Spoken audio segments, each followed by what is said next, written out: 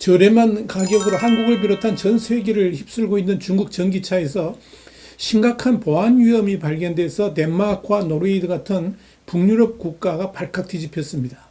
현재 알려진 바로는 중국의 공급업체가 차량 제어 시스템에 원격으로 접근할 수 있다는 것인데, 이는 당장 버스 운행에 심각한 위협이 될 수 있으며 비상시에는 이들 버스들이 중국의 사회 혼란 조성용 무기로 활용될 수 있다는 점에서 문제의 심각성이 있습니다. 여기에 대해서 와이타임스가 짚어봤습니다. 지금 시작합니다.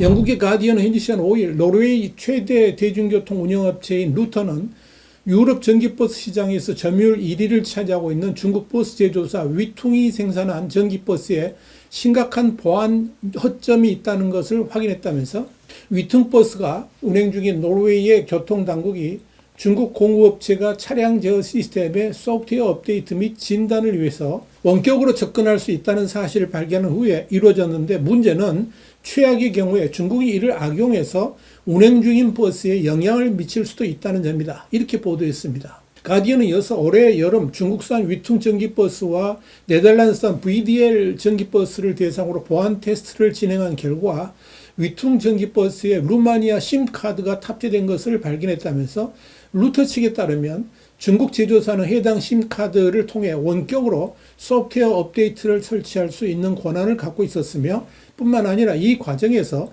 배터리 및 전원 공급 제어 시스템에 접근할 수 있다고 판단했다. 이렇게 밝혔습니다. 결국 이 기능이 해킹의 빌미를 제공한 겁니다.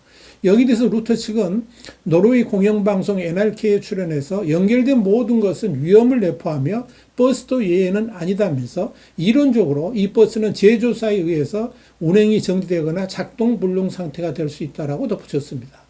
버스가 침입자의 원격 제어를 당한다면 갑작스러운 운행 중단이나 정보 탈취 등 심각한 공공안전 문제로 이어질 수가 있습니다. AF통신도 루터는 중국 위퉁이 만든 특정 전기버스 모델이 외부 공격자로부터 차량을 원격 제어당할 위험에 노출될 수 있다. 이렇게 지적을 했습니다. 노르웨이에서는 전국적으로 약 1,300대의 전기버스가 운행 중인데, 이 중 약 850대가 위퉁 전기버스입니다. 이번 사태는 국가안보 차원의 문제로 비화되고 있습니다.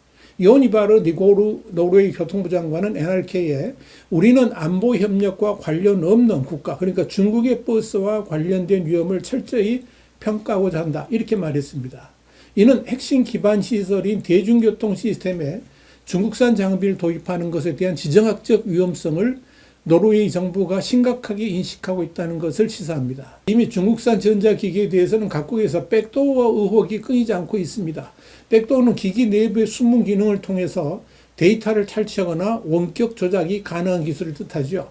이와 관련 가디언은 덴마크 최대 운수회사인 모비아도 관계당국으로부터 위퉁 전기버스가 원격으로 제어당할 수 있다는 안내를 받았다면서, 덴마크 민방위 비상관리청은 모비아 측의 전기버스의 인터넷 연결 시스템과 카메라, 마이크, 위성항법 시스템, 그러니까 GPS 등의 센서가 설치돼 버스 운행에 장애를 초래할 수 있는 취약점으로 악용될 수 있다고 설명했다라고 밝혔습니다. 가디언은 모비아는 총 469대의 중국산 전기버스를 운행 중이며, 이 중 262대가 위퉁이 제작한 버스라면서, 지난주 처음으로 전기버스의 소프트웨어 시스템이 원격으로 작동 중단될 수 있다는 사실을 인지했는데, 이것은 중국 버스만의 문제가 아니라 중국산 전자장치를 내장한 모든 유형의 차량과 기기에 공통된 문제라는 입장을 밝혔다라고 전했습니다. 다시 말씀드려서 중국산 버스를 포함해서 중국산 전자제품의 백도어 설치가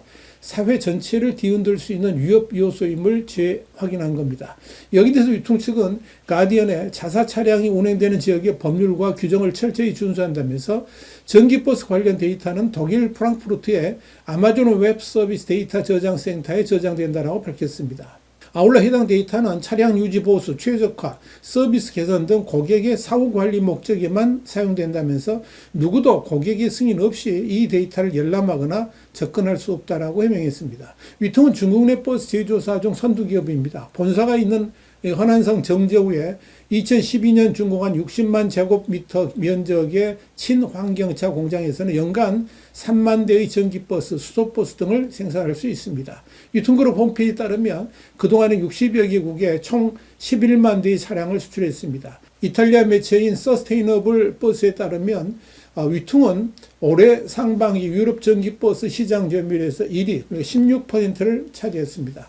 가디언은 이와 관련해서 루터나 모비아가 운영하는 전기버스에서 해킹 사례는 아직까지 발견되지 않았다면서 루터 측은 앞으로 전기버스 조달 과정에서 보안 규정을 엄격히 적용하고 해킹을 차단하는 방화벽을 개발한 한편 당국과 협력해 사이버 보안 요건을 강화할 계획이라고 밝혔다. 이렇게 전했습니다. 덴마크의 민방위 및 비상관리청도 가디언의 이 분야를 지속적으로 모니터링하면서 추가로 다른 기관과의 협력이 필요한지 판단하고 있다. 이렇게 설명했습니다. 문제는 중국산 전기버스가 한국에도 넘쳐난다는 점입니다. 사실 지금 버스 업계는 이 중국산 전기버스 없이는 운행 자체가 불가능하다. 이렇게 할 정도로 말들 합니다. 그만큼 중국산 전기버스가 이 시장을 완전히 장악하고 있다. 이렇게 보면 됩니다. 실제로 관세청 자료에 따르면 전기버스 수출입이 시작된 2017년부터 2025년 6월까지 전기버스의 대중 수출량은 20톤에 그쳤습니다. 반면 같은 기간 중국산 전기버스 수입량은 63,121톤에 달합니다. 전기버스 한 대 중량이 약 12톤이라는 점을 고려할 때 지난 9년간 한국이 중국에 전기버스 1.7대분을 수출하는 동안에 중국은 한국에 5,260대분을 수출한 것으로 약 3,000배를 더 팔았습니다. 이런 충격적이며 어처구니없는 일이 발생하고 있는 것은 바로 보조금 구조 때문입니다. 중국은 자국산 전기버스 한 대에 수천만 원에서 많게는 1억 원에 가까운 보조금을 퍼주고 있습니다. 반면 한국은 중국산, 한국산 구분하지 않고 동일하게 보조금을 지급합니다. 이러니 결국 값싼 중국 전기버스만 살아남을 수밖에 없는 겁니다. 또 중국은 자국 시장에서 한국산에 대해 보조금 지급을 아예 막아버리고 있어서 결국 한국은 중국으로의 수출길이 막히고 있고 중국의 한국의 수출길만 열려있는 셈입니다. 다시 말씀드려서 우리는 국민 세금으로 한국 산업을 키우는 대신 중국 전기버스 업체를 살찌우고 있다라고 보는 것이 맞습니다. 그러니까 중국은 자국 시장을 사실상 봉쇄해가지고 한국산 전기버스를 단 한 대도 팔 수 없게 막아뒀는데 한국은 정반대로 문을 활짝 열어서 중국산 전기버스를 받아들이고 있는 셈입니다. 이렇게 수출길은 막고 수입길만 열어놓은 채 스스로 불균형을 방치한 결과가 지금의 상황으로 나타나고 있다. 이렇게 보시면 됩니다. 한마디로 한국이 호구 노릇을 자처해 왔다라고 보면 됩니다.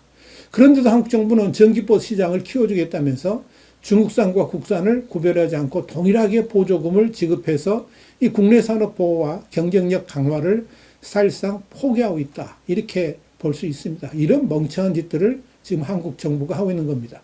그러다 보니 국내 전기버스 제조업체들은 가격 경쟁력에서 밀려서 국내 시장에서 설 자리를 잃고 있는 겁니다. 2025년 한 해에만 한국 정부가 집행한 전기버스 보조금 가운데 약 36.8%, 1,624억 원이 중국산 업체들로 흘러가서 결국 국민 혈세가 경쟁국 산업 지원으로 사용되는 모순적 상황이 벌어지고 있는 겁니다. 문제는 이렇게 엄청나게 들여온 중국산 전기버스에 대해서 해킹의 위협이라든지 안전 요소에 대해서 고민한 흔적은 전혀 보이지 않는다는 점입니다. 중국산 제품의 해킹 위험은 이미 여러 번 제기되어 왔습니다. 심지어 로봇 청소기가 집안 내부를 찍어서 외부로 유출하고 있다. 이런 보도가 나온 적도 있었죠. 뿐만 아니라 기상청이 경기 파주, 강원 철원 등에 설치한 중국산 연직바람 관측 장비에서 데이터와 프로그램을 훼손할 수 있는 악성 프로그램, 그러니까 악성 코드를 발견해서 뒤늦게 후속 조치를 한 사례가 5건인 것으로 파악돼서 충격을 준 바 있습니다. 그런데 그런 제품을 기속적으로 또 도입하겠다고 기상청은 계획하고 있습니다. 이런 일들이 비일비재하게 나타나는데 한국은 중국산 전기버스의 안보적 위험성에 대해서 전혀 고민도 하고 있지 않은 듯 보여서 할 말을 이렇게 만듭니다. 지금이라도 늦지 않았습니다. 이 북유럽 사회에서 불거진 중국 전기차에 대한 안보 위험론에 대해서 한국도 심각하게 들여다봐야 될 겁니다. 이와 관련해 덴마크 사회자유당 의원인 토마스 로데는 덴마크가 중국 기업에 대한 의존도를 낮추는데 너무 느리다면서 가치관과 이념이 너무 다른 국가에 의존한다는 것은 이는 심각한 문제다. 이렇게 비판했습니다. 바로 토마스 로덴 의원이 지적한 것이 지금 대한민국을 향해 던지는 말인 것처럼 보입니다. 정신 차려야 됩니다. 안보 문제는 지나치다고 생각할 정도로 따지고 또 따져야 한다는 것을 잊어서는 안 되겠습니다. 화이트한 중국 관찰이었습니다. 감사합니다.